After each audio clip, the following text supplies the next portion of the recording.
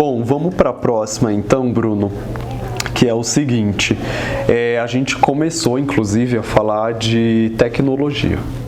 Falamos de carreira, falamos de tecnologia e isso leva a gente para a próxima pergunta, que é o seguinte: qual que vai ser então, e aí já pensando no futuro, o perfil desse profissional de compras, tanto o perfil profissional como a formação desse profissional para o futuro? Vai ser o mesmo? O que você acha que é de tendência? Bom, então, o perfil que eu percebo para esse profissional lá no futuro, eu acho que a gente tem um caminho muito crescente direcionando o comprador para se posicionar como o gestor de categorias. Né? Então, a partir do momento que a gente... E traz uma explicação para a gente, Bruno. Qual que é a diferença do comprador e o gestor de categoria na sua visão? Bom, vamos lá. Existem rotinas de compras que elas são comuns a ambos os aspectos. O aspecto do comprador, quando a gente olha no contexto a qual a gente foi inserido, né, Éricles? Década de 80, 90, 2000 para cá, era o comprador com foco no atendimento. Né? Com foco em atender as demandas, as necessidades, o abastecimento e etc. Eu acho que no futuro a tendência é o gestor de categorias, porque o foco cada vez mais tende a se tornar na estratégia. Né? Então, a atividade de gestor de categoria, ela envolve, primeiro, a gente falou, né? Olhar o span análise das categorias, qual que é a minha curva A, B e C? E que tipo de estratégia que eu vou adotar dentro de cada uma dessas categorias? Porque cada categoria tem a sua importância para o negócio, tem a sua criticidade, a sua complexidade para o negócio, né? E tem estratégias proporcionais a ela. Por exemplo, nós não vamos fazer um strategic sourcing numa categoria, por exemplo, de material de copa e cozinha. Escritório, né? Escritório, né? Isso são considerados a curva C. Então, que estratégias que a gente pode adotar? A gente pode fazer um catálogo, a gente pode pensar em fazer compras delegadas, a gente pode pensar em difundir cartão corporativo para que isso seja uma compra mais ágil. Ágil, rápido, né? Eu posso contratar um terceiro para fazer uma operação de BPO e ele me ajudar a processar essa curva C. Então, as estratégias são distintas.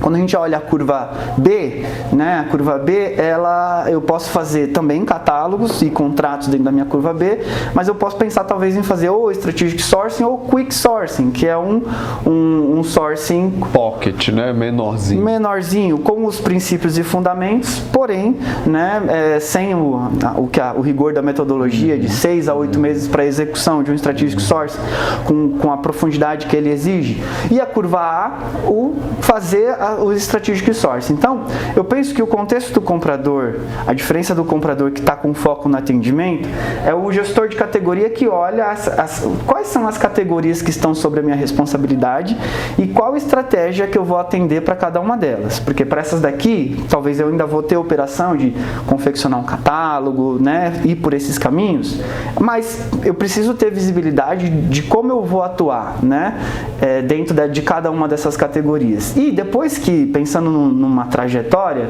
de nível de maturidade, você conseguiu organizar, porque isso não é fácil de fazer, né? Isso não é magia. Todo mundo faria, né? Da noite para o dia. Então, primeiro, né, exige um tempo de maturação desses processos, né? Em média, eu não gosto muito de falar tempo não, porque, né, cada um tem as suas particularidades, etc. Mas a experiência que eu tive é que assim, a gente não consegue pensar de sair do 1.0 a um ponto de maturidade sem no mínimo de 3 a 5 anos de você, porque tem um aspecto de pessoas, de conhecimento, dos requisitantes, da cultura da empresa, né? Dos processos a qual você está inserido. Então, tudo isso tem que ser construído a médio... Levado em consideração e construído a médio e longo prazo, né?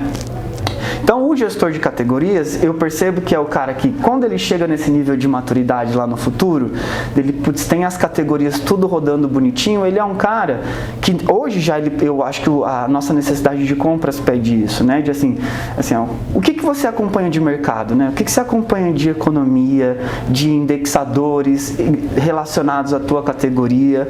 O que acontece no mercado interno, no mercado externo, né? Que pode afetar facilitar, né, o seu dia a dia, né? Sei lá, se você para quem comprava, eu acho, itens médicos, você trabalha nesse setor, e pré-pandemia, quem poderia prever isso, né? E olha o impacto que trouxe para esse setor, né? Exato. Então, e aí é um modelo de atuação ativa, né? Então, a pandemia foi um caso clássico disso. Imagina, a pandemia foi um caso, não tem cartilha no mundo que fala, né, como que você vai montar um hospital, o que de insumo, os protocolos estavam sendo discutidos, leitos, né, de última hora, equipamento, né? Insumo. Máscara, que é uma coisa básica, faltando, né? E um período que está todo mundo em isolamento, você tem o quê?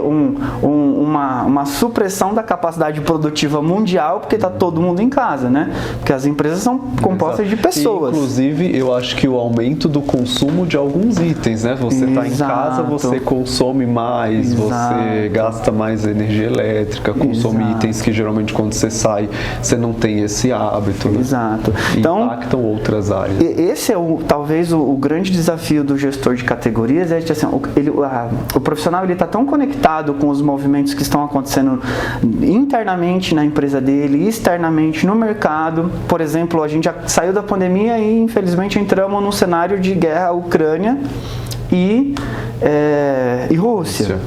E aí, por exemplo, né, como que a gente vai atuar num contexto desse? A gente vai reagir à demanda, porque a gente, com a guerra, a gente sofreu também inflação de produtos, por exemplo, como combustível, que disparou e etc.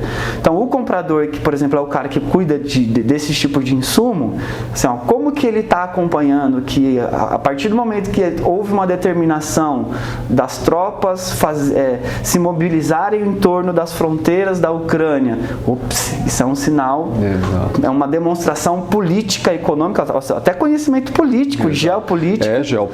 Geopolítico de, isso é um grande sinal de ataque e invasão. Eu já preciso começar... O que isso pode gerar de consequência? O que eu já preciso começar a ativar, porque matriz de risco, plano de risco não se constrói no caos.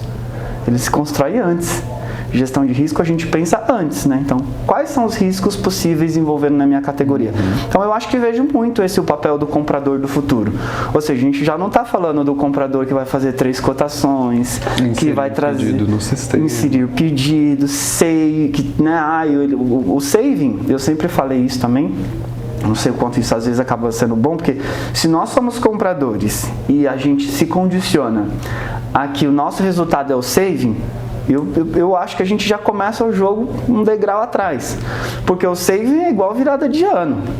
Virou uma consequência de um trabalho bem feito. Exato. Eu acho que a gente tem que se preocupar em fazer esses passos que você trouxe, né? Ser curioso, propor, agregar valor, tal, e vai chegar no saving. Exato. Né? E vira o ano, a conta do saving zera de novo. E até aumenta, né? Então, assim, mais do que a gente olhar para o saving, o que a gente está entregando de valor para a categoria? Porque eu sempre ouvi, eu acredito muito nisso, sabe?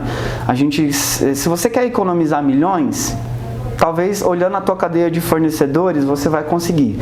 Mas se você quer economizar olha para dentro de casa. Então, como que você está estruturado dentro de casa, nos teus processos, na tua rotina, né? Olhando, por exemplo, esse contexto universal de explorando novas alternativas. Porque senão a gente vai sempre esperar e acabar reagindo às demandas acontecerem, né? Exato. Então eu vejo essa diferença do comprador hoje, que a gente está num processo de transição, para esse gestor de categoria.